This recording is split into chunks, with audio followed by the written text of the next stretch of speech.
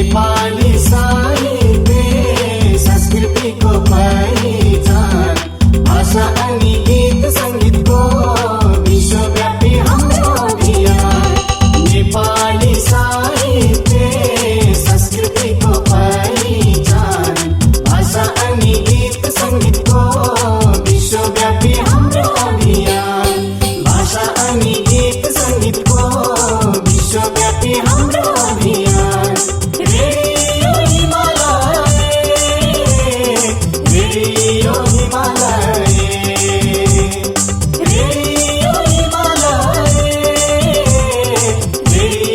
Himalaya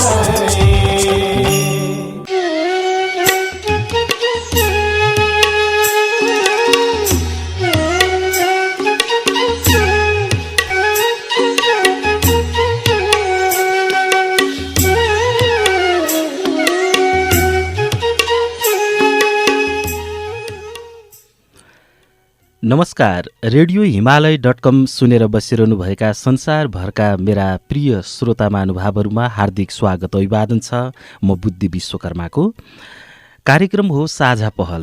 radio हिमालय.com Nepali भाषा, साहित्य, सङ्गीत र संस्कृतिको विश्वव्यापीकरण अभियान हो। हामी काठमाडौँबाट बोल्छौँ, संसारभर पुग्छौँ। कामका सिलसिलामा, अध्ययनका सिलसिलामा र अरू थुप्रै सिलसिलामा देश छोडेर प्रवासमा रहनुभएका नेपालीहरूलाई नेपालसँग जोड्न, भाषा साहित्यसँग जोड्न, संस्कृतिसँग जोड्न र उहाँहरू जन्मिनु भएको गाउँघरसँग जोड्न हामी 24 घण्टा यहाँहरूको सेवामा छौँ। रेडियो हिमालय.com भावनामा देश खोज्ने अभियान हो।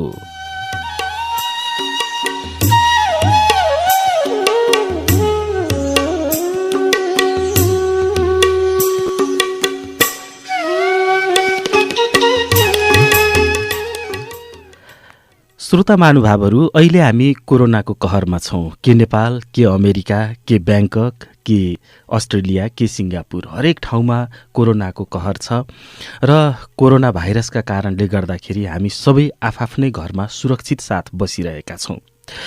यो बिचमा व्यापार व्यवसाय पनि लगभग ठप्प छ। यो बेलामा व्यवसायीहरू पनि कसरी कोरोना भाइरससँग लड्ने, कसरी आफू सुरक्षित रहने र आफूसँग आबद्ध कर्मचारीहरूलाई, आफूसँग आबद्ध अन्य सहकर्मीहरूलाई र आफूसँग प्रत्यक्ष परोक्ष सरोकार राख्ने सम्पूर्ण मानव जगतलाई कसरी सुरक्षित बनाउन सकिन्छ भन्ने ध्येयमा उहाँहरू पनि लागिरहनु भएको छ।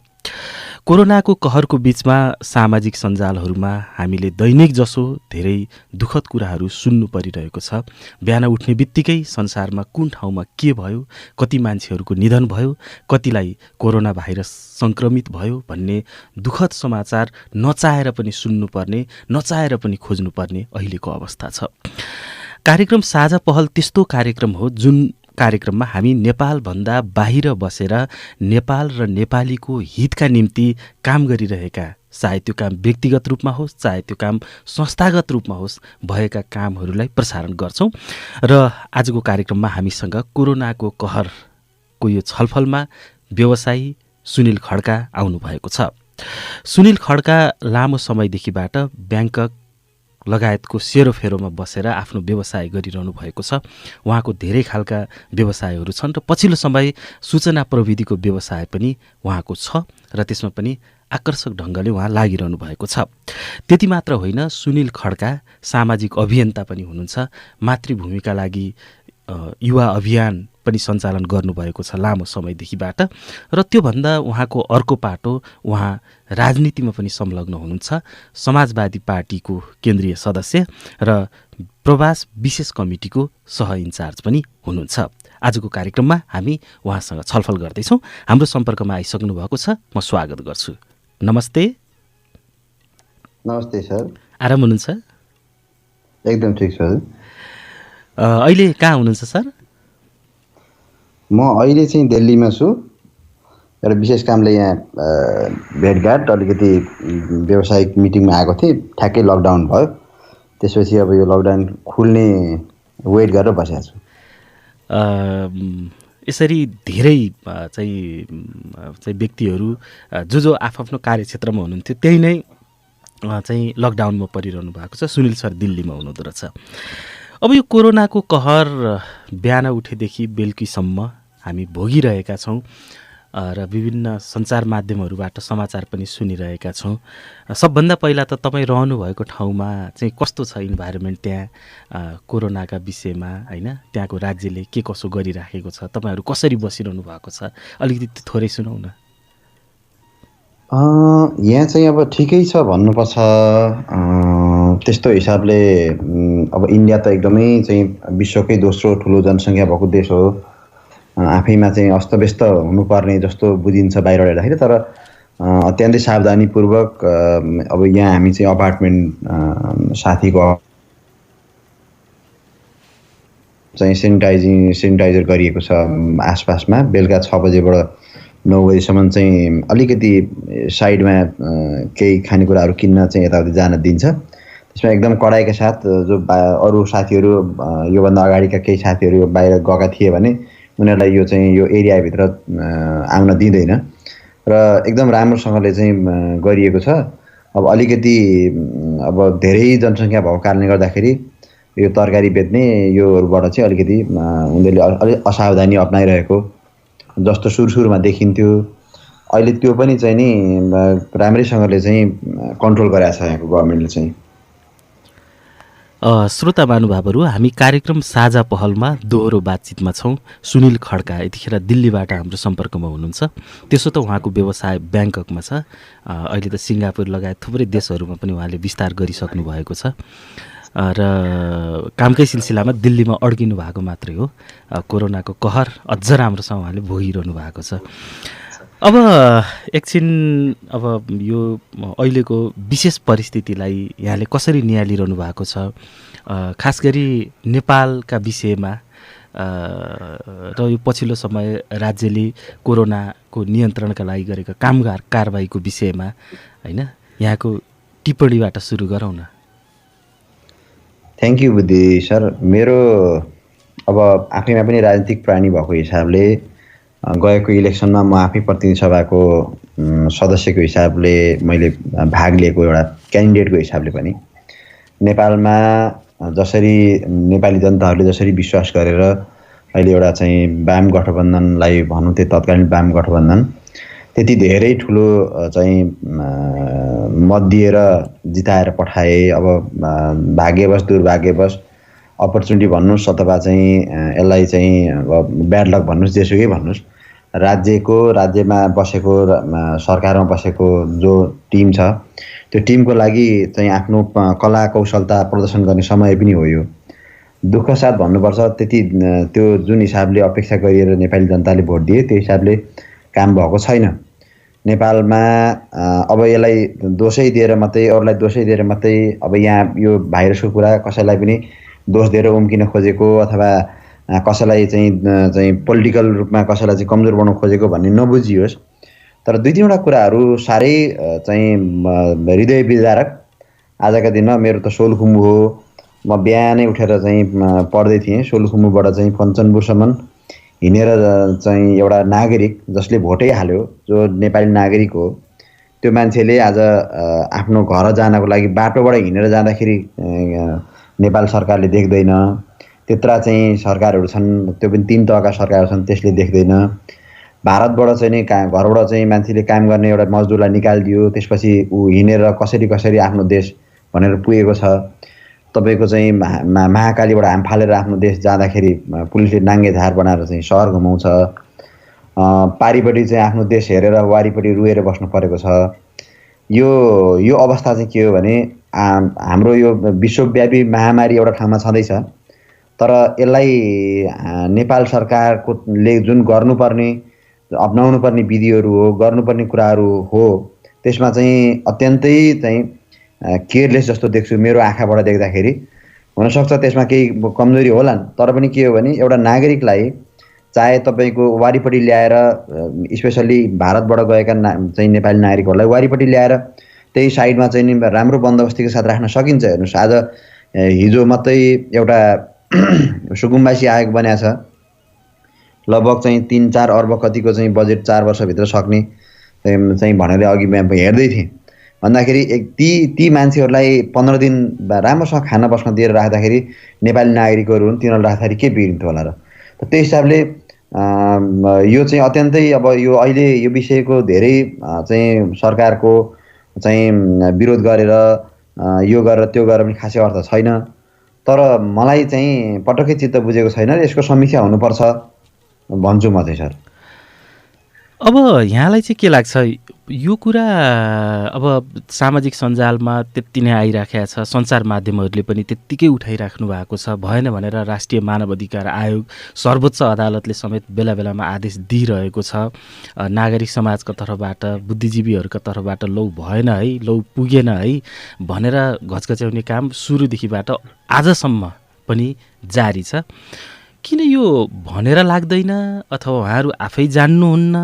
यो केमा अलमल भएको छ होला जस्तो लाग्छ यहाँलाई चाहिँ? मलाई चाहिँ सरसर्ती के लाग्छ भने नजानेको पनि होइन, यो एउटा दम्ब राज्यमा पुगेपछि जुन किसिमको दम्ब आउँछ त्यो दम्बले धेरै थिचेको जस्तो लागिरहेछ। किनभने नत्र भनेदेखि एउटा साधारण ठाउँबाट पुगेका, अहिले त कुनै राजा महाराजा छैनन्, चाहिँ कस्तो दुःख हुन्छ, हिँडाइ के हुन्छ, भोकाइ के भोक के हो, दुःख के हो, खान नपाउँदा कस्तो हुन्छ, राति सुत्न नपाउँदा के हुन्छ, लाउन नपाउँदा के हुन्छ भन्ने कुरो त एकदम चाहिँ एदेखि जेडसम्म जानकार चाहिँ नेताहरू, त्यो त धेरै दुःख गरेका नेताहरू हुनुहुन्छ। अब यो के हुँदो रहेछ भन्दाखेरि उहाँहरूले एकचोटि पुगेपछि उहाँहरूले संसार बिर्सिनु भयो। यो गम्भीर चाहिँ लोकतन्त्रमा सबैभन्दा डेन्जर पाटो चाहिँ मैले यहाँ देख्छु। अब आउने दिनहरूमा सुध्रिनुपर्ने विषय हो यो। मलाई चाहिँ नि कम्प्लिटली उहाँहरूले जनता भनेका केही पनि होइनन् भन्ने चाहिँ मा पुग्नुभयो। यो दम्ब भयो।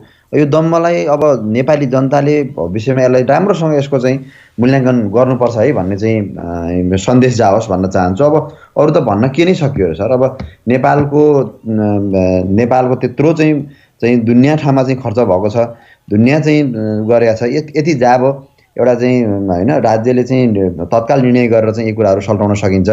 अब नर्मली भन्नुपर्दाखेरि हेर्नुहोस्, आज के अरे उसले चाहिँ नि कुवेत सरकारले बिहान मात्रै मैले हेर्दै थिएँ, कुवेत सरकारले त्यहाँ भएका चाहिँ कामदारहरूलाई आफ्नो प्लेनमा उनीहरूको देशमा लगेर छोडिदिन्छ, त्यसमा नेपाली पनि पर्दैछन् होइन। त अरू यसरी कमसेकम एउटा चाहिँ त्यतिसम्म गर्छ अर्को देशले। हाम्रो देशैबाट तपाईँले हेर्दाखेरि अस्ट्रेलियाले मान्छे लिएर गयो, विभिन्न देशले चाहिँ मान्छेहरू लिएर गए। हामीले एउटा हिँडेर आएको एउटा नागरिकलाई तपाईँको चाहिँ एउटा पाल टाँगेर राख्न सक्दैनौँ भनेपछि यसमा कुनै बुद्धि पुगेन अथवा ऊ पुगेन भन्न त मिल्दैन। यो चाहिँ जनताप्रतिको अपमान हो सर। अब के पनि छ भनेदेखि जुन खालको कामहरू राज्यले गरिराखेको छ त्यसमा अपुग्ता छ, पुगेन, हामी प्रयास गरिराखेका छौँ भनेर विभिन्न ठाउँ उहाँहरूले भनि त रहनु भएको छ। अनि अर्को अहिले के आएको छ भने खास गरी एउटा घेरोमा चाहिँ नि एउटा घेरोले चाहिँ घेरेको छ। जसरी त्यो कोरोना भाइरसलाई बाहिरबाट चाहिँ एउटा बोसोले बाहिरबाट घेरिरहेको हुन्छ भने जस्तो अहिलेको राज्य सञ्चालकहरूलाई चाहिँ एउटा सल्लाहकारहरूको घेरोले घेरेको छ कि उसले जे भन्यो होइन, जे रिपोर्टिङ गर्यो त्यही मात्र हुन्छ। त्यसले गर्दाखेरि त्यो घेरोबाट बाहिर ननिस्किकन यो चाहिँ अहिलेको समस्याका विषयमा नेतृत्वले बुझ्ने अथवा त्यो कार्य थाल्ने चाहिँ सम्भावना छैन भन्ने खालको पनि सुनिन्छ। यो कुरामा चाहिँ कतिको सत्यता र यहाँलाई के लाग्छ? अब पोलिटिकल प्र्याक्टिसमा अलिकति नेताहरू, शीर्ष नेताहरू यो भ्रममा पारिदिने प्रचलन चाहिँ हो, हामीले पनि देखेका छौँ। त्यस्ता खालका चाहिँ एउटा चाहिँ घेरो हुन्छ। एउटा चाहिँ मोहडालाई, राम्रो नेतृत्वलाई गुमराहमा पारेर आफ्नो चाहिँ दुनो सोझ्याएर चाहिँ राज्य दोहन गर्ने त्यस्तो घेराबन्दीहरूमा परेर तपाईँका राजा महाराजादेखि लिएर योभन्दा अघिल्ला टाइमका चाहिँ हाम्रा नेपाल सरकारमा गएर उच्च ओहदामा बसेका धेरै मान्छेहरू फसिने यी चक्करहरू नचलेका चाहिँ होइनन्। तर यद्यपि कुरा चाहिँ के हो भन्दाखेरि आज अब अहिलेको जमानामा चाहिँ के हो भने कानै बन्द गर्ने स्थिति त रहँदैन। यो चाहिँ स्वविवेक पनि प्रयोग हुनुपर्छ भन्छु। अहिले चाहिँ पहिला जस्तो चाहिँ चिठी पुर्याउने कुरामा पनि तपाईँको चाहिँ नहुने होइन, चिठीबाट मात्रै चाहिँ आदान प्रदान हुने अथवा त्यस्तो संसारको जुन किसिमको चाहिँ थियो त्योभन्दा त हामी अहिले त धेरै चाहिँ बाहिर छौँ। यो त कसैले रोक्न सक्ने कुरा छैन। आज तपाईँ र म चाहिँ अन्तर्देशीय कुरा गरिरहेका छौँ होइन। त्यस हिसाबले नेतृत्वमा भएका मान्छेले स्वविवेक त प्रयोग गर्नु पर्यो नि। अब आज अहिले अहिले के भइरहेछ भन्ने कुरा त उहाँले रेडियो सुन्नुहुन्छ, उहाँले पत्रिका त उहाँको चाहिँ घरमा पुग्छ, उहाँका सबै ठाउँमा चाहिँ एक्सेसहरू त हुन्छ नि त, प्राइभेट रूपमा पनि हुन्छ नि त त्यसको घेराबन्दीबाट निक्लिनु पर्यो भन्ने कुरा हो। घेराबन्दी त डेफिनेटली छ, म त्यो स्वीकार गर्छु, किनभने त्यस्ता घेराबन्दी नहुने कुरा होइन। तर नेतृत्व भनेको चाहिँ घेराबन्दीभित्र मात्रै बसेर हो त? त्यो त सबै चिजहरू पार गर्नुभयो होला। अहिले उहाँको अहिले जो नेतृत्वमा हुनुहुन्छ, जो नेतृत्वमा जानु भएको छ, जुन स्टेपमा हुनुहुन्छ, उहाँले यी सबै स्टेपहरू पार गरेर जानुभएको हो। कसैले लगेर थप्पक राखिदिएको पनि होइन। उहाँले पनि कस्तो घेराबन्दीमा हुन्छ, उहाँका पनि नेतृत्व थिए होला पहिला, उहाँहरूले त्यो कुरा बुझेकोमा चाहिँ नेतृत्व हो। हामीले त धेरै विश्वास गरेको, अहिले त हामी अग्रज नेतृत्व हो वास्तवमा भन्ने हो भने यो जेनेरेसनले धेरै आश गरेको नेतृत्व हो। त्यस कारणले यसैलाई मात्रै दोष दिन मिल्दैन। अब चाहिँ ब्लाइन्डली के भन्नुपर्ने स्थिति आयो भन्दाखेरि नेपाली जनताको भोटको ठाडो उल्लङ्घन, दुरुपयोग हो, नेपाली जनताप्रतिको ठुलो अपमान हो। यो अपमानको मूल्य चाहिँ लोकतन्त्रमा नेपाली जनताले यो रिकल गर्ने चाहिँ राइट टु रिकल गर्ने स्थिति बन्नुपर्छ र यसको चाहिँ यो सबक सिक्नुपर्छ नेपालका राजनीतिक दल, नेपालका चाहिँ नेतृत्वले यो खालको चाहिँ अब सिक्नुपर्छ, एकचोटि सिकाउनुपर्छ भन्ने कुरामा म चाहिँ जोड दिन चाहन्छु। यो त भएन। श्रोता महानुभावहरू, एउटा जानकारी पनि गरौँ। लामो समयदेखिबाट नेपालको ट्रेड युनियन मुभमेन्टमा, खास गरी प्रगतिशील ट्रेड युनियन मुभमेन्टमा क्रियाशील जिफन्डका संस्थापक महासचिव तथा लामो समय अध्यक्ष हुनुभएका विष्णु रिमाल, जो प्रधानमन्त्रीका सल्लाहकार पनि हुनुहुन्छ, अहिले उहाँ पनि क्रियाशील हुनुहुन्छ। त्यसै गरी बागमती प्रदेशका आन्तरिक मामिला मन्त्री शालिग्राम जमर कटेल, जो मजदुर आन्दोलनबाटै आउनुभएको, उहाँ फेरि अहिले यो प्रदेशको मन्त्री पनि हुनुहुन्छ। भनेपछि यही प्रदेशमा सबैभन्दा बढी चाहिँ मजदुरहरूको बिजोग छ, चाहिँ गरी खाने वर्गहरूको बिजोग छ। यो उहाँहरूले किन नदेख्नु भएको होला, अथवा देखेर पनि किन गर्न नसक्नु भएको होला? खास के हुँदो रहेछ यस्तो बेलामा जस्तो लाग्छ यहाँलाई चाहिँ? होइन, म प्रश्नै भन्छु। म 2059-58-59 को टाइममा एकजना मन्त्रीजीको चाहिँ नजिकमा एउटा कार्यालयमा काम गर्ने मौका पाएको थिएँ कि। त्यतिखेर उमेरले म साह्रै सानो थिएँ। मेरो अनुभवले के भन्छ भने एक किसिमको मभन्दा सिनियर मान्छेहरूको तत्कालीन, म राजनीति राम्रोसँग बुझ्छु, त्यस कारणले उहाँहरूलाई त्यो एक किसिमको दम्भ, त्यो सर्ट टाइम दम्म चाहिँ आउँछ। त्यो सर्ट टाइम दम्मलाई कन्ट्रोल गर्न सकेन भने त्यो चाहिँ त्यहाँ भस्म हुन्छ कि। त्यही हिसाबले त्यस्ता धेरै मान्छेहरू यसरी चाहिँ जनताले अब त पुरानो स्थिति रहेन, अब त धेरै गयो। तपाईँले नाम लिइ नै सक्नुभयो। मजदुरका नाममा आन्दोलन गरेर त्यहाँसम्म पुगेका चाहिँ ती नेताहरूले आज तपाईँको एकजना मान्छे तपाईँको चाहिँ सोलुखुम्बुबाट कञ्चनपुरसम्म यात्रा, पैदल यात्रा, जबकि लकडाउन छ देशमा, पैदल यात्रा गर्दाखेरि केही त्यसको जानकारी नभएर कि उहाँ चाहिँ जङ्गल हिँडेका हुन् त तिनीहरू, होइन? रोडमा सुतेर चाहिँ बच्चा बोकेर हिँडिरहेको छ। त्यो नागरिक होइन, उसको भोटले त्यहाँ पुगेका होइनन्। उनीहरूकै हक हितका लागि भनेर त्यत्रो जिन्दगीभरि लडेर आज त्यो पोजिसन पाएको होइन र? योभन्दा लज्जास्पद र योभन्दा चाहिँ निन्दनीय कुरै हुन सक्दैन नि। अब भारतमा तपाईँको काम गर्ने, भारतमा कैयौँ अब सिजनल काम गर्ने पश्चिम तल्लो स्तरको काम गरेर बस्ने ती मजदुर होइन, ती मजदुरले आफ्नो घर जान पाउनुपर्छ। उनीहरूलाई के थाहा? यो रोगको विषयमा राम्रोसँग थाहा नै छैन।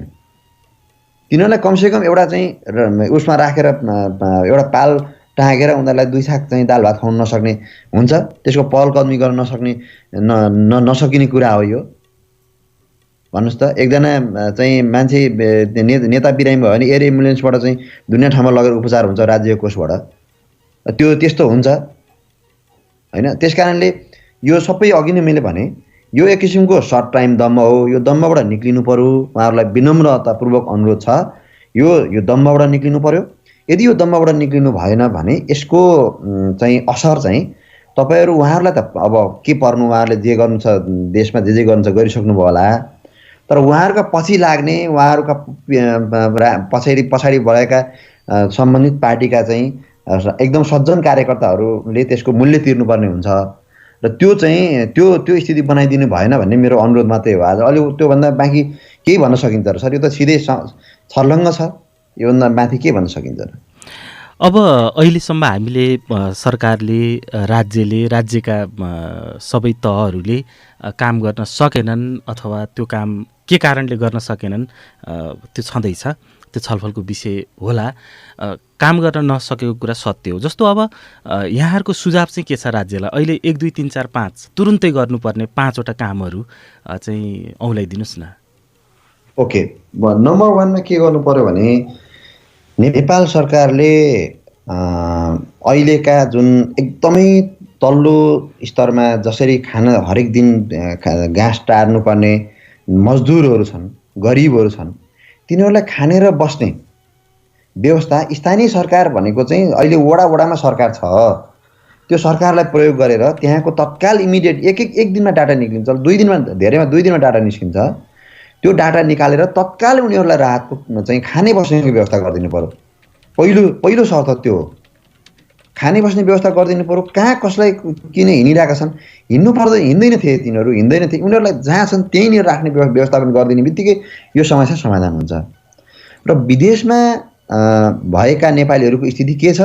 त्यो दूतावासहरू, वाणिज्य दूतावासहरू, नेपाली सम्बन्ध सङ्घ संस्थाहरूसँग चाहिँ आह्वान गर्नु पर्यो, डाटा कलेक्सनलाई आह्वान गर्नु पर्यो र सम्बन्धित देशका चाहिँ सरकारहरूसँग कुराकानी गरेर उहाँ नेपालीहरूको स्थिति के छ ल्याउनु पर्ने छ भने ल्याउनु पर्यो, त्यहाँ राख्ने स्थितिको एस्युरेन्स गरिदिनु पर्यो। राखिएको छ भने उनीहरूलाई खाने राम्रोसँग बस्दिनुहोस् भनेर जानकारी गराइदिनु पर्यो। त्यसलाई पारदर्शी साथ तपाईँको चाहिँ उसमा चाहिँ जनतालाई चाहिँ सूचित गरिदिनु पर्यो, होइन? त्यसपछि तपाईँको चाहिँ अब अहिले यो टेस्टिङको जुन प्रक्रिया चलिरहेको छ, यो टेस्टिङमा जुन फ्रन्ट लाइनमा काम गर्ने डाक्टर, नर्सहरू र चाहिँ पुलिस कर्मचारीहरूको चाहिँ त्यो 25 लाखको बिमा गरेर हुँदैन। उहाँहरूको उच्च मनोबलका साथ काम गर्ने इक्विपमेन्ट तत्काल नेपाल सरकारले G2Gबाट अथवा जेबाट हुन्छ पारदर्शी रूपमा तपाईँको सिधा फ्याक्ट्रीमा चाहिँ फ्याक्ट्री कन्ट्र्याक्ट गरेर तपाईँको चाहिँ चाइनाबाट चाहिँ गभर्मेन्टलाई सहयोग मागेर सहयोग लिनु पर्यो। र ती चाहिँ हाम्रा अहिले जुन फ्रन्ट लाइनमा काम गरिरहेका चाहिँ डाक्टर, नर्स, पुलिस, यो सम्बन्धित जुन काम गर्छन् उनीहरू, कर्मचारी, यो सरसफाइ, यिनीहरूको लागि स्पेसल बिमा गरिदिनु पर्यो। यो बिचमा केही कथम कथाची केही भयो भने कमसेकम पनि 1 करोड 2 करोडको बिमा गर्नु पर्यो। 25 लाखमा उहाँहरूको एक दिनको चाहिँ तपाईँको चाहिँ फेयरवेल पार्टीमा चाहिँ माथि खर्च भइरहेछ। बालटारमा अस्ति चाहिँ तपाईँको नेकपाको एउटा चाहिँ के उसमा चाहिँ कति 25-26 लाखको चाहिँ पार्टी भएको हामीसँग रेकर्ड छ नि त। भने त्यो बिमा त्यसरी गरेर हुन्छ? एउटा नागरिकको ज्यान ठुलो, त्यो पनि फ्रन्टलाइनमा काम गर्ने तिनीहरूको लागि चाहिँ तपाईँको चाहिँ उच्च सम्मानका साथ उनीहरूको चाहिँ एउटा व्यवस्थापन त्यो खालको चाहिँ नि गरेको छ राज्यले भन्ने कुराको प्रत्याभूत गरिदिनु पर्यो। त्यसपछि अब इमिडिएटली तपाईँको चाहिँ यो आएका जुन भारतसँग जुन नाकाहरूमा चाहिँ एकदम राइट समन्वय गरेर आउने जाने यो के छ? अब कतिपय मान्छेहरू त तपाईँको चाहिँ बम्बईमा अड्केका छन्, कतिपय मान्छेहरू विभिन्न ठाउँमा अड्केका छन्। ती मान्छेहरूको सल्युसन तपाईँको के हो? त्यसको चाहिँ इमिडिएट त्यसको चाहिँ व्यवस्थापन गरिदिनु पर्यो। र चाहिँ नि अब अन्तिममा तपाईँको 5औँमा भन्नुपर्दाखेरि चाहिँ नेपाल सरकारसँग अहिलेको स्थिति के छ राज्यलाई जानकारी गराउनु पर्यो, जनतालाई जानकारी गराउनु पर्यो। राज्यले हाम्रो करेन्ट स्थिति यस्तो सिचुएसन यस्तो छ, हामीसँग यो खालको म्यान पावर छ, यो खालको छ भनेर दिनदिनै तपाईँको स्वास्थ्य मन्त्रालयको चाहिँ उसले चाहिँ पत्रकास्पण गरिनु भएको छ। श्वेत पत्र जारी गर्नुहुन्छ तपाईँको चाहिँ नेपाल एयरलाइनको यो र त्यो भनेर। तर आजको दिनमा नेपालको करेन्ट सिचुएसन के छ त? र चाहिँ अहिले म चाहिँ एकदम स्ट्रङली भन्न चाहन्छु, एउटा पोलिटिकल उसको हिसाबबाट पनि म एकदम जोरदारपूर्वक माग मेरो के हो भने अहिले तपाईँको फजुल खर्चमा लागिने जुनको जति पनि कस्टहरू छन्, जे छन्, यी कुराहरू कटाइनु पर्यो। त्यत्रो विद्वान अर्थमन्त्रीजी हुनुहुन्छ, उहाँहरूले यी चिजहरू तपाईँको चाहिँ के अरे मन्त्रीका अनावश्यक चाहिँ सचिवालयका अनावश्यक चिजहरू घटाउनु पर्यो। तपाईँको चाहिँ यी के अरे सांसदहरूको चाहिँ तपाईँ सबै उसबाट चाहिँ त्यो चिजहरूलाई चाहिँ त्यो 2-4 महिना सेक्रिफाई गरिदिनु पर्यो। राजनीतिक प्राणी जसले राजनीतिक नियुक्ति पाएका छन् उनीहरूले आफ्नो तलब भत्ताको केही अंश आफूलाई खाने बस्ने व्यवस्था भन्दा बाहेकको चिजहरूलाई हटाएर चाहिँ त्यहाँनिर राखिदिनु पर्यो। र त्यो चिजले चाहिँ तपाईँको चाहिँ यो के अरे डाक्टर नर्सहरूको चाहिँ स्तर उन्नति गर्नु पर्यो। चाहिँ उनीहरूको चाहिँ यो अथवा चाहिँ भेन्टिलेटर व्यवस्थापन गर्नेदेखि लिएर लगायतका पिपी लगायतका चिजहरू चाहिँ व्यवस्थापन गर्नु पर्यो। र जथाभावी निर्माण गरिने यस्ता पिपिई लगायतका चाहिँ यो हेल्थसँग सम्बन्धित चिजहरूको कडाइका साथ यसको अनुगमन गरिनु पर्यो। त्यो लगाएर ढुक्क भएर जाँदा फेरि भोलि त्यसको चाहिँ भयो भने फेरि गाह्रो हुन्छ, त्यसको जवाबदेही त फेरि सरकारै हुन्छ। त्यस कारणले अहिले जता पनि बनिरहेका चिजहरूप्रति निगरानी हुनु पर्यो। त्यो राम्रो छ भने राम्रो भनिदिनु पर्यो, नराम्रो छ भने त्यसलाई राम्रो बना भन्नको लागि चाहिँ गरिनु पर्यो। यसको मोनिटरिङ गरिनु पर्यो र हरेक दिन तपाईँको चाहिँ नेपाल सरकारको एक्चुअल सिचुएसन के हो, आर्थिक रूपमा के हो, के अरे हामीले गर्न सक्ने विदेश तपाईँको चाहिँ कुराको जानकारी गराउनु पर्यो। हरेक दिन त्यो जानकारी हुनु पर्यो। अहिले त हामी लकडाउन भन्ने कुरा त तपाईँको सङ्कटकालभन्दा माथि हो नि त सर। यस्तो विषयमा चाहिँ यो चाहिँ चुपचापसँग चाहिँ आफ्नो सुरले चाहिँ काम गर्न कहाँ पाइन्छ, जनताले चाहिँ त्यसको सूचना पनि त पाउनु पर्यो। यी चिजहरू चाहिँ गरिनु पर्यो भन्छु म चाहिँ। श्रोता महानुभावहरू, कार्यक्रम साझा पहलको प्रसारण दिइरहेका छौँ। यतिखेर हामीसँग सुनिल खड्का प्रत्यक्ष सम्पर्कमा हुनुहुन्छ र उहाँसँग कोरोना कहरका बिचमा साझा पहल कसरी गर्न सकिन्छ भन्ने विषयमा छलफल भइरहेको छ। अब यी त भए राज्यले गर्नुपर्ने कामहरू, तर हजुरहरू जस्तो राजनीतिक पार्टीमा आबद्ध राजनीतिक व्यक्तित्व, त्यसै गरी व्यवसायीहरू र सामान्य एउटा नागरिकको पनि यो बेलामा एउटा विशेष कर्तव्य त हुन्छ नै। खास गरी यो बेलामा राजनीतिक पार्टीहरूको भूमिकालाई चाहिँ यहाँले कसरी मूल्याङ्कन गरिरहनु भएको छ? उहाँहरूको भूमिका पुगेको छ? मलाई लाग्दैन भूमिका पुगेकै छ भनेर। म पनि त्यो एकदम हामी चाहिँ सबै ठिक, अहिले नेपाल सरकारमा भएका मान्छे मात्रै गलत हो भनेर म भन्दिनँ। हेर्नुहोस्, मेरो नेचर पनि त्यस्तो होइन। म एकदम क्लियर चाहिँ स्पष्ट रूपमा भएका चिजहरूलाई प्रष्ट रूपमा राख्ने मेरो नेचर हो। त्यस कारणले अहिले राजनीतिक दलहरूले पनि कतिपय कुरामा हामीले भूमिका निभाउनु पर्ने कुरामा हामीले पनि सकेका छैनौँ। तर पनि के चाहिँ गरिनुपर्छ त भन्दा जति पनि सकियो, जस्तो लकडाउन हुनुभन्दा अगाडि केही अब के अरे अहिलेको पार्टी सरकारमा भएको पार्टीकै सम्बद्ध चाहिँ भातृ सङ्गठनहरूले मास्कहरू वितरण गर्दै गरेको राम्रो कुराहरू पनि गरेकै हो। अब अहिले लकडाउनमा भएको बेलामा राज्यको पहल कदमी बिना राजनीतिक दलले केही गर्न सक्ने स्थिति रहँदैन। अल्टिमेटली राजनीतिक दलले पनि राज्यले पहल गर्नको लागि नै दबाब दिने, राज्यकै थ्रुबाट काम गर्नुपर्ने अब सेन्ट्रलाइज सिस्टम त बनाएको छ, त्यो बाध्यता छ, हामीले पालना गर्नुपर्छ। अब हामी दौडेर त भएन। तर पनि के भने अब यसमा अलिकति बढी प्रतिपक्षमा भएको पार्टीले चाहिँ अलिकति सरकारमा, प्रतिपक्ष भनेको त एक किसिमको चाहिँ छाया सरकारै हो। त्यस कारणले उनीहरूको पनि भूमिका चाहिँ गतिलो छैन। अब हामीले हाम्रो पार्टी को पनि अब धेर थोर हामीले चाहिँ अब जस्तो हाम्रो डाक्टर बाबुराम भट्टराईले एउटा चाहिँ नि पब्लिकबाट एउटा पहल गर्नु भएको छ। त्यसमा चाहिँ केही कामहरू, केही कोसिसहरू भइरहेछन्। तर पनि फेरि राज्यलाई नै चाहिँ यो चाहिँ यसो गर्नुपर्छ भन्ने भन्दा अर्को विकल्प छैन। लकडाउनमा छौँ। तर पनि हामीले चाहिँ अहिले हाम्रो गर्ने र सक्ने हैसियतले मेरो तर्फबाट भन्नुहुन्छ भने, मेरो सर्कलको तर्फबाट भन्नुहुन्छ भने, हामीले अहिले चाहिँ सुसूचित गर्ने, सम्बन्धित मान्छेहरूसँग सम्पर्क गर्ने, कहीँ समस्या पर्यो भने त्यसलाई सहानुभूति दिने अथवा एमबिसीमा कन्ट्याक्ट गराउने, चाहिँ सम्बन्धित देशका चाहिँ हाम्रा पार्टी कमिटीहरूसँग चाहिँ समन्वय गर्ने कामहरू चाहिँ हामी निरन्तर गरिरहेका छौँ। तर पनि जनताले मूल्याङ्कन गर्नु पर्यो। हाम्रो पनि केही कमजोरी छ भनेदेखि पोलिटिकल पार्टीहरूले गर्नुपर्ने स्पष्ट भूमिकाहरू केही छ त्यस्तो भनेदेखि प्रष्ट रूपमा राखिदिनु पर्यो। त्यहाँ अझै हामी चाहिँ गर्न तयार छौँ। हाम्रो तर्फबाट चाहिँ पर्सनल्ली मेरो तर्फबाट पहल गर्नुपर्ने कुरा म चाहिँ एकदम जतिखेर ओपन छु। अब राजनीतिक पार्टीको कुरा आइहाल्यो। यो बिचमा प्रचण्डले एउटा उच्च स्तरीय राजनीतिक संयन्त्र बनाएर चाहिँ यो कोरोना विरुद्ध लड्नलाई पहल गरौँ भन्ने एउटा प्रस्ताव ल्याउनु भएको थियो। तर प्रधानमन्त्रीले अब यो चाहिँ जरुरी छैन भनेर त्यसलाई चाहिँ स्वीकार गर्नु भएन। योबाट हामीले के बुझ्ने?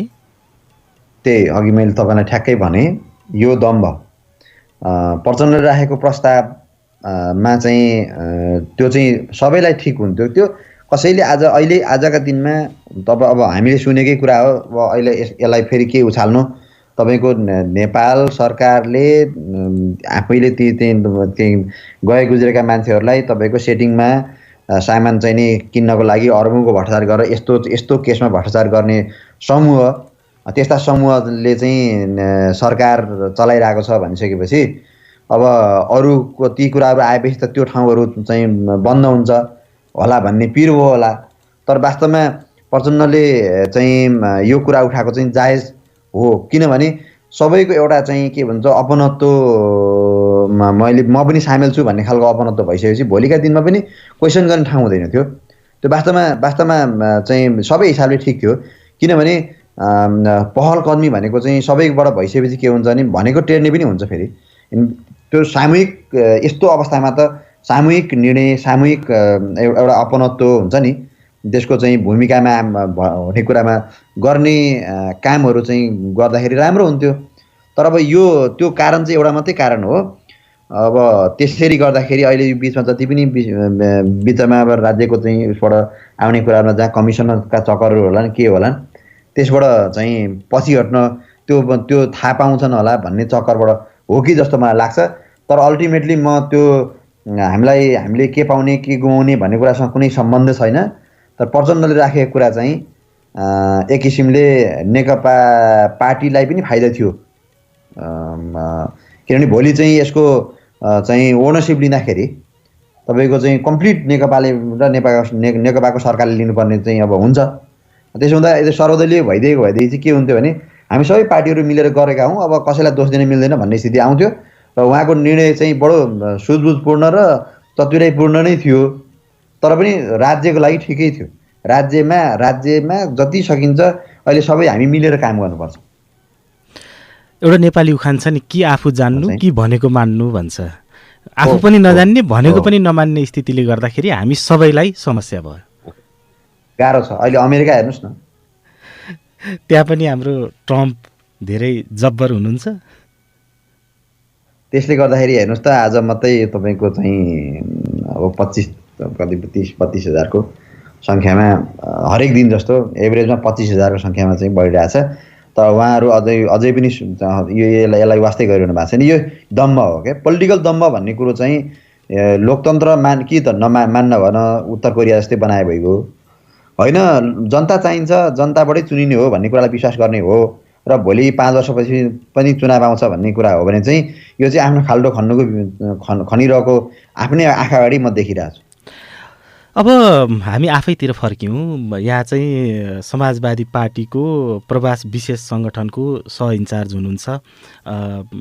तपाईँहरूको सङ्गठन विश्वव्यापी रूपमै छ, विभिन्न देशमा आफ्नो तौर तरिकाले काम गरिरहनु भएको छ र अन्य राजनीतिक पार्टीका सङ्गठनहरूले पनि त्यहाँ काम गरिरहनु भएको छ। यो विशेष बेला हो, त्यो बेलामा एकताबद्ध भएर त्यहाँ आपद विपदमा परेका नेपालीहरूलाई साथ सहयोग गर्ने, एम्बेसीसम्म पुर्याउने हो कि अथवा खानपिनका विषयमा समस्या छ भने त्यसको चाहिँ नि पहल गरिदिने हो कि, त्यो खालको कामहरू चाहिँ यहाँको रिपोर्टिङमा चाहिँ के कसो भइराखेको छ विश्वभरको, यो पछिल्लो चाहिँ ऊ अलिकति सुनाउन। अब अहिले हामीसँग विभिन्न माध्यमबाट विभिन्न ग्रुपहरू बनाएर, सोसियल मिडियामा ग्रुपहरू बनाएर हामी अपडेटहरू लिइरहेका छौँ। अब अहिले विशेष गरिकन विदेशमा खानै नपाउने त्यस्तो अवस्था चाहिँ भारतमा चाहिँ अलि बिचल्लीको अवस्था हो। अरू देशहरूमा त्यस्तो अवस्था चाहिँ छैन। तर धेरै देशहरूले अब जब अहिलेको एक्जिस्टिङ जबहरू चाहिँ नेपालीले ठुलो सङ्ख्यामा जब अपर्च्युनिटी गुमाउँदैछन्। त्यसमा चाहिँ अब फर्दर अब के हुन्छ भन्ने उसको एउटा चाहिँ बडो चाहिँ मानसिक रूपमा चिन्ता त्यो सबैतिर पाइन्छ। अब हामीले चाहिँ यसको डेटाहरू लिने, कहाँ कति चाहिँ हामीले अब रिसेन्टली नेपाल फर्किनुपर्ने स्थिति कहाँ छ भन्ने कुराहरू हामी डाटा लिने क्रममा छौँ। अहिले सम्पर्कमा चाहिँ अब म त पहिला गइरहेको छु नेपाली सङ्घमा पनि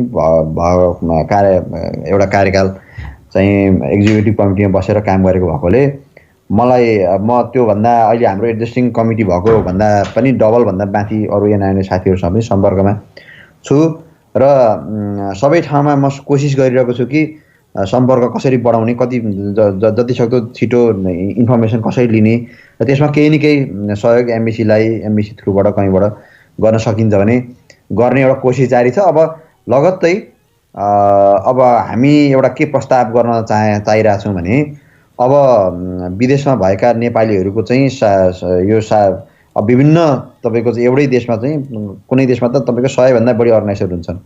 सबै अर्गनाइजेसनहरू चाहिँ सर्वदलीय भने जस्तै त्यस्तो एउटा संयन्त्र बनाएर हामीले चाहिँ एकमुष्ट एउटै आवाजमा एउटै उसमा चाहिँ नेपालीहरूको आवाजलाई त्यसरी लगेर चाहिँ यो समस्यामा चाहिँ हामीले यो र त्यो भनेर छुट्याइ त्यसको लिडरसिप चाहिँ नेप्ली सोसाइटीले हाम्रो चाहिँ उसले चाहिँ लिने कि अथवा कसैले लिन्छ भने लिऊ हामी तयार छौँ भन्ने किसिमबाट एउटा अप्रोच गर्नुपर्छ अब चाँडै। किनभने भोलि धेरै देशहरूबाट चाहिँ नेपालीहरू चाहिँ व्यापक रूपमा चाहिँ जब चाहिँ त्यहाँको चाहिँ जागिर भएर फर्किने स्थिति आउँदैछ। त्यस कारणले यसको पूर्व तयारीमा हामीले के कति चाहिँ हाम्रो भूमिका के हुनसक्छ भन्ने कुरामा चाहिँ अलिकति तदारुकताका साथ लिनुपर्छ भन्नेमा चाहिँ हामी छलफल जारी छ। अहिले त्यस्तो ठ्याक्कै यति नै यो नै भनेर भन्ने अवस्था चाहिँ छैन। तर अब यो हामी ठ्याक्कै के भइदियो भने लकडाउनमा त्यो पनि म चाहिँ अब मेरो बेस थाइल्यान्ड म चाहिँ इन्डियामा ठ्याक्कै आएको बेलामा परेको कारणले अलिकति असहज पनि भइरहेछ। यद्यपि म चाहिँ मेरो चाहिँ ऊ चाहिँ जारी छ, सम्पर्क चाहिँ जारी छ। हामी कार्यक्रमको अन्तिमतिर पनि छौँ र अन्तिममा यहाँ लामो समयदेखिबाट व्यवसायमा पनि हुनुहुन्छ। अब यो विश्व परिदृश्य कोरोना पछिको विश्व परिदृश्यमा चाहिँ खास गरी अब अर्थतन्त्र के हुने होइन भन्ने विषयमा सबैको चिन्ता छ। अब त्यसैले भोलि रोजगारको कुरा निर्क्योल गर्छ होइन। अब धेरै कुराहरू चाहिँ अर्थतन्त्रले निर्क्योल गर्ने भएको हुनाले अब के हुने भन्ने कुरोको चिन्तासँगै अब यहाँहरू पनि चिन्तित हुनु स्वाभाविकै हो। यहाँलाई चाहिँ के लाग्छ अब यो कोरोनाको कहर बिस्तारै पातलिँदै जाँदाखेरि विश्व परिदृश्य कस्तो होला, मान्छेको विचार कस्तो होला होइन, सामाजिक सांस्कृतिक अवस्था कस्तो होला, आर्थिक व्यवस्था के हुन्छ होला होइन। अब कतिले त के भनिराखेका छन् भने अब यो पुँजीवाद सकियो अब चाहिँ नि समाजवादी अर्थतन्त्रको चाहिँ उदय हुन्छ भन्नेहरू पनि छन् होइन। अब यो विविध कुराहरू बजारमा आइराखेको छ। तपाईँलाई चाहिँ के लाग्छ अब के हुन्छ होला? मेरो पर्सनल ओपिनियनको कुरा गर्दाखेरि चाहिँ पहिलो कुरो यो भाइरस सेल्फ मेड हो कि यो नेचुरल कतैबाट आयो भन्ने कुराले ठुलो अर्थ राख्छ। यदि सेल्फ मेड हो भनेदेखि कसैले बनाइएको मान्छेबाटै बनाइएको हो र यो अथवा लिकेज भएर अथवा कुनै कारणले यो भाइरस यसरी चाहिँ गएको हो, यसका पछाडि ठुला शक्ति राष्ट्रहरूको कुनै न कुनै इन्ट्रेस्टबाट यो चाहिँ आउट अफ कन्ट्रोल भएर यहाँ पुगेको या चाहिँ योजनामै पुगेको भन्ने कुरा यदि त्यो हो भने अब योभन्दा खतरनाक विश्वलाई योभन्दा खतरनाक दिनहरू अब आउने दिनहरू योभन्दा खतरनाक हुनै सक्दैन। अहिले हामी इकोनोमीको त कुरै छोड्थ्यौँ, विश्वको चाहिँ मानव जगतै के हुन्छ भन्ने कुरा अब योभन्दा माथिल्लो स्तरको युद्ध हुन्छ यो अहिले हामीले कल्पनै गरेका छैन। यदि सेल्फ मेड हो भने, नेचुरल हो भनेदेखि यसले एक किसिमको चाहिँ सबक भनौँ अथवा हामीलाई एउटा चिज चाहिँ के सिकायो भने हामी धेरै हिसाबले हामीले चाहिँ आफूलाई बडो सर्वशक्तिमान भनेर हामीले चाहिँ दम्ब चाहिँ गर्नु चाहिँ बेकार रहेछ भन्ने एक किसिमको भावना त जागृत गर्यो। अब त्यसले अब यो कति समयपछि यसलाई कन्ट्रोल गर्न सकिन्छ त्यसको आधारमा इकोनोमिक कुराहरू डिपेन्डेन्ट हुने भए। तर अल्टिमेटली तपाईँको जसले जुन अब शक्ति राष्ट्रहरू ठुल्ठुला राष्ट्रहरू जो धनी धेरै धेरै जस्तो अमेरिका भनौँ युरोप भनौँ जस्ता धेरै देशहरूले चाहिँ जुन देशहरूले यो विश्व लिडरसिप लिइरहेका थिए उनीहरू र तेल उत्पादन गर्ने कन्ट्रीहरूको लागि अलिकति खतरा देख्छु।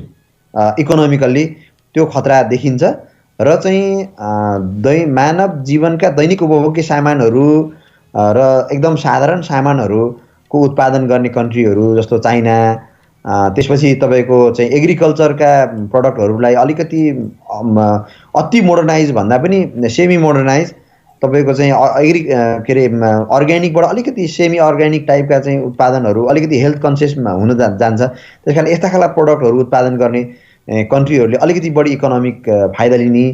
त्यसपछि तपाईँको टुरिज्ममा डिपेन्ड भएका कन्ट्रीहरूलाई अलि समयसम्म चाहिँ यसले चाहिँ इफेक्ट गर्ने किसिमको यसले चाहिँ केही न केही त तपाईँको 5-10 वर्ष यसले इकोनोमिक इफेक्ट त पार्छ हेर्नुहोस्। अब यसलाई यो हिसाबले हेर्दाखेरि सरसर्ती अहिलेको आजको दिनसम्मको सिनेरियो मेरो आँखाले देख्दाखेरि त के देख्छु भने अब एउटा चाहिँ वर्ल्डको लिडरसिप चाहिँ चाइनातिर उन्मुख भयो कि जस्तो चाहिँ त्यो पनि त्यस्तो पनि देखिन्छ। अब हाम्रो जस्ता अल्प विकसित देशहरू चाहिँ जस्तो नहुनेको त केही पनि हुँदैन नि त, भनेको अब गुमाउने धेरै हुनेको अब जस्तो अहिले हाम्रो नेपालको उदाहरण दिनु पर्यो भने विनोद चौधरीको सबभन्दा बढी घाटा होला अब चाहिँ अब त्यो पनि सर्भिस सेक्टरको बिजनेसमा अथवा चाहिँ हस्पिटल सेक्टरको बिजनेसमा जो मान्छे त्यो हिसाबले चाहिँ के हुन्छ भने जसको धेरै पुँजी चाहिँ रोलिङ भइरहेको थियो, धेरै ऋण थियो, उनीहरूलाई धेरै घाटा हुन्छ भन्दाखेरि हामी जस्ता चाहिँ एकदमै साना कन्ट्रीहरू जसको चाहिँ उत्पादन पनि छैन, इम्पोर्ट बढी छ, एक्सपोर्ट चाहिँ छैन भनेपछि अब हाम्रो त यहाँबाट आउने सामान नआउँदाखेरि त त्यस्तो धेरै ठुलो इफेक्ट नपर्ला हाम्रा जस्ता देशहरूलाई त ठिकै हो। अब तर हाम्रा जस्ता देशहरूले चाहिँ जस्तो त्यसलाई चाहिँ अल्प विकसित देशहरू भनौँ न, अन्डर डेभलप कन्ट्री, ती देशहरूले चाहिँ अब अलिकति दिमाग लगाएर सेमी माइक्रो लेभलका चिजहरू उत्पादन गर्ने, त्यसलाई अनुसारले चाहिँ गरेर जाने हो, राज्यले राम्रो नीति लिने हो भने उनीहरूले अलिकति चाँडो फड्को मार्न सक्ने स्थिति चाहिँ बन्न चाहिँ सक्छ। तर चाहिँ अब लिडरसिपकै हातमा फेरि कुरा हो होइन। अब विश्व परिवेश चाहिँ एक किसिमले बदलियो केही हदसम्म। अब एउटा भ्रम तपाईँको चाहिँ रकेट हानेर धेरै सङ्ख्यामा सेना राखेर ठुल्ठुला चाहिँ आविष्कारहरू गरेर चाहिँ विश्व जित्छु भन्ने भ्रमहरू चाहिँ बिस्तारै यसले चाहिँ गर्दै गयो र अर्को खतरा सँगसँगै के जन्माइदियो भने चाहिँ अब 4-5 जना मान्छेले ठिटाहरूले चाहिँ एउटा भाइरस उत्पादन गरेर एउटा ठाउँमा फालिदिएर रमाइलो गर्दै गर्दा पनि विश्व चाहिँ तहस नहस हुन सक्छ भविष्यका दिनहरूमा। यो खालको एउटा चाहिँ ट्रेन, यो खालको चाहिँ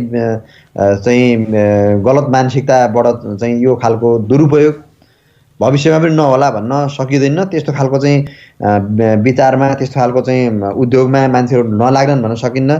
जस्तो ठुल्ठुला अन्तर्राष्ट्रिय आतङ्ककारी समूहहरूले यस्ता विषयहरूमा चाहिँ रिसर्च गरेर यस्ता विषयहरूबाट पो सजिलो रहेछ भन्ने, हिजो त बन्दुकै मात्रै हान्ने थियो, अब त्यो स्थिति चाहिँ बन्ला कि बनेर त्यसलाई विश्व फेरि अर्को खतरामा पर्छ कि भन्ने चाहिँ डर चाहिँ अब हामीलाई अब डरले नछोड्ने चाहिँ लगभग निश्चित देखिन्छ। यो चाहिँ नि खतरा देख्छु मैले। अब नेपालको हकमा भन्ने हो भने अहिले हामीले सुनेका छौँ गल्फमा 50 लाखको हाराहारीमा रोजगारी गुम्न सक्ने भन्ने प्रक्षेपण छ। हाम्रो देशले त अब मेन पावर निर्यात गरेर रेमिटेन्सबाट आफूलाई चलाइरहेको छ र यसको अन्त्य नभएसम्म यो देश बन्दैन भनेर छलफल चलेको पनि निकै वर्ष भयो। अब यो कोरोनाको कहरसँगै अब यो ट्रेनको अन्त्य भइसकेपछि अर्को नयाँ के विकास हुन सक्ला यहाँलाई चाहिँ? अब यस्तो होला, हाम्रो नेपालको कन्टेस्टमा नेपालीहरू त अहिले सबै विदेशकै प्रोडक्टमा चाहिँ भर पर्ने, विदेशकै जबमा भर पर्ने, सबै विदेशमै भर पर्ने जुन कल्चर डेभलप भयो, यो ठुलो चाहिँ देशको लागि घाटा थियो। अब नेपालले एकैचोटि म त धेरै त भन्दिनँ 30 लाख जतिले ओभरअली जब चाहिँ गुमाउँछन्। अब इन्डियाको हिसाब गर्ने हो भने चाहिँ त्यो 60 लाखभन्दा माथि जान्छ। त्यो चिज ती जब गुमाएर फर्किने युवाहरूलाई नेपाल सरकारले कसरी प्रयोग गर्छ, नेपालको नीतिले कसरी प्रयोग गर्छ, नेपालको लिडरसिपले कसरी प्रयोग गर्छ भन्ने कुरा चाहिँ नेपालको कन्टेक्स्टमा चाहिँ ठुलो माने राख्छ सर। अब यो चाहिँ अगाडि आँखा अगाडि देखिसकिएको कुरा, अब यो पनि देखिँदैन, देखिया छैन भन्छन् भने अब यो भएपछि नै थाहा होला होइन। तर स्पष्ट रूपमा के भन्नुपर्छ भने यो देखिसकेका छ। कतिले तपाईँको चाहिँ ऋण काटेर गएको हुन्छ, त्यसको बिमा होला के होला, यो सबै चिजहरूको राइट बन्दोबस्ती गर्ने स्थिति बनेन भने नेपालको अहिलेको एडजस्टिङ व्यवस्था त ध्वस्त हुन्छै हुन्छ। त्यसपछि पनि यो चाहिँ अर्को अस्तव्यस्तमा नेपाल पुग्न सक्छ। त्यो युवाहरू फर्केर आइसकेपछि अब तिनीहरूले खासै त्यसरी नेपालमा भएको एउटा एकदम डेडिकेटेड पोलिटिकल पार्टीको कार्यकर्ता जसरी त उसले बिहेभ गर्दैन नै पक्कै कुरा हो। उसले केही डेभलप देखाए पनि छ, केही कल्चरहरू सिकिसकेका पनि छ। ती युवाहरू एकैचोटि नेपाल फर्किने स्थिति भनेको एउटा चाहिँ अब हिजो यहाँ अनलाइन खबरमै एकजना मन्त्रीजीले भन्दै हुनुहुन्थ्यो सहरी विद्रोह हुनसक्छ, चाहिँ काठमाडौँमा भएका चाहिँ मान्छेहरूलाई तत्काल गाउँतिर पठाइहाल्नुपर्छ भनेर चाहिँ भनेको अनलाइन खबरले छापिरहेको मैले देखाएको थिएँ। यो उहाँहरू एकदम चाहिँ के भने यो यति ठुलो भ्रममा हुनुहुन्छ, यति धेरै भ्रममा हुनुहुन्छ, अब यसको फेरि लामो बहस हुन्छ।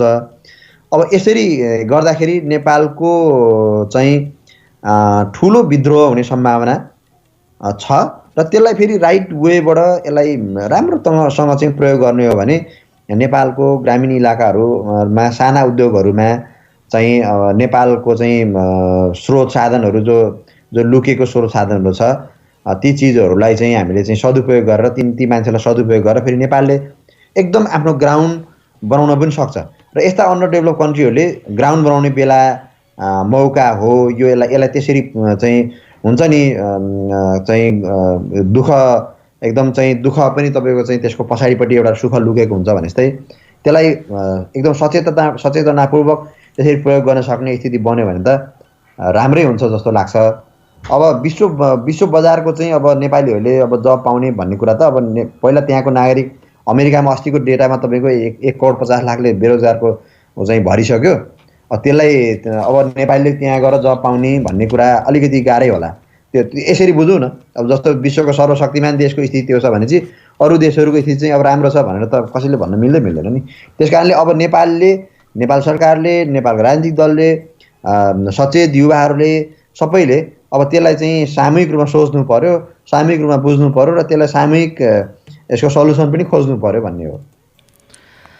हामी कार्यक्रमको अन्तिमतिर छौँ। आज समय दिनुभयो, आफ्ना विचारहरू राखिदिनु भयो, यहाँलाई धेरै धेरै धन्यवाद छ। मैले सोध्न बिर्सेका, यहाँलाई भन्नै मन लागेर केही छुटेका विषय छन् भने राखिदिनुहोस्। त्यस्तो केही छैन sir, thank you so much. तपाईँले सम्झिदिनु भयो। सबैजनाले अब हामी जसरी बसेका छौँ, यो लकडाउन भन्ने कुरो राज्यले त हामीलाई त्यो जबरजस्ती गराएको लादिएको भन्ने नबुझिदिनु होला। हामीले यसलाई आफैले स्वविवेकले यसलाई चाहिँ ग्रहण गरौँ र यो बस्ने जुन समय छ हामीले त्यसलाई प्रोडक्टिभ वेमा युज गरौँ, अध्ययन गरौँ, इन्टरनेटको माध्यमबाट कन्भर्सेसनहरू बढाउँ, अध्ययनहरू गरौँ र यसलाई चाहिँ एकदम चाहिँ मानसिक रूपमा चाहिँ कमजोर पारेर आफूलाई कमजोर नबनाऊ। विश्वको सबैको चाहिँ साझा समस्या हो, त्यसलाई चाहिँ हामीले पनि सहजै स्वीकार गरेर यसलाई छिटोभन्दा छिटो यहाँबाट जाओस् भन्ने कुराको कामना गरौँ। सबै नेपाली दाजुभाइ दिदीबहिनीहरू जो विदेशमा हुनुहुन्छ उहाँहरूलाई नयाँ वर्ष भर्खरै सकियो, नयाँ वर्षको शुभकामना दिन चाहन्छु। र चाहिँ आफ्नो ठाउँबाट हामी जहाँ जे लुज गर्दैछौँ, हामीले आफ्नो ठाउँबाट जे छ त्योहरू केही न केही लुज गर्छौँ होला, तर त्यो सबैको सामूहिक पहलबाट फेरि हामी त्यसलाई चाहिँ स्टेबल गर्न सक्ने क्षमतामा लानु सक्छौँ। हामीले त्यो हिम्मत हार्नुहुन्न।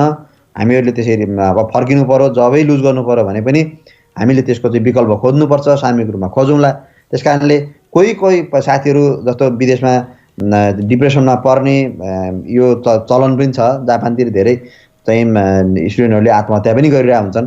त्यस कारणले यस्तो केसमा धेरै मान्छेलाई लागेको होला मेरो त के हुने भयो अब भनेर, त्यस्तो नसोचेर यसलाई चाहिँ सहज रूपमा लिइदिएर हामी यसलाई सामूहिक रूपमा यसलाई चाहिँ योबाट मुक्त हुने ठाउँमा जाउँ र सबैले सबैलाई सहयोग गरौँ।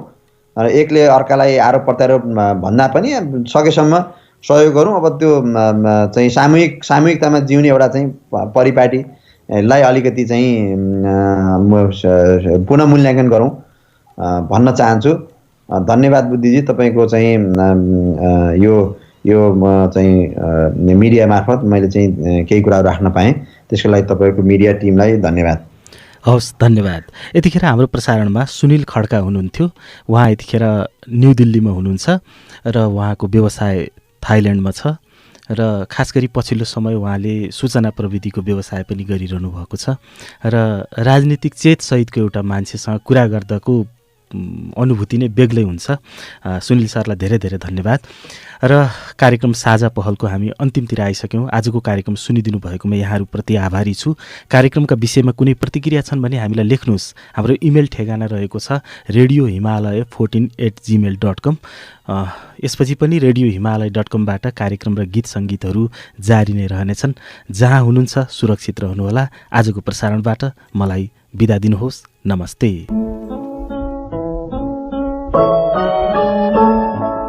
आमा नेपाल तिमीलाई संसारकी राम्री बनाउला, कोटी जन मिलेर सुसारु गर्दै जाउँला। आमा नेपाल तिमीलाई संसारकी राम्री बनाउला।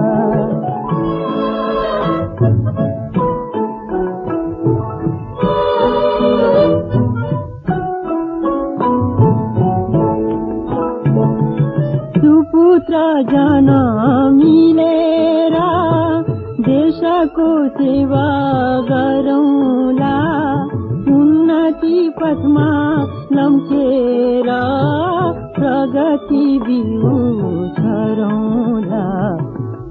आमा नेपाल तिमीलाई संसारकी राम्री बनाउँला।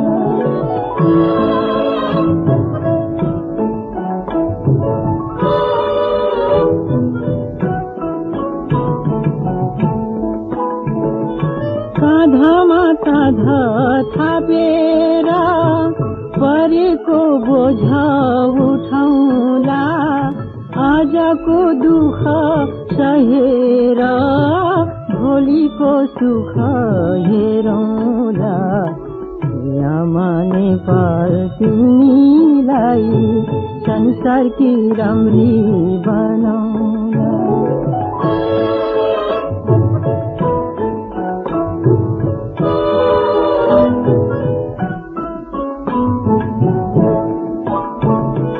देशको मैलो पखाली पवित्र राखी छोडौँला, एकमुठी पानी पिएर देशको लागि बाँचौँला। आमा नेपाल तिमीलाई संसारकी राम्री बनाउँला। कोटी गान मिलेर सुसारु गर्दै जाउँला, संसारकी राम्री बनाउँला। रेडियो हिमालय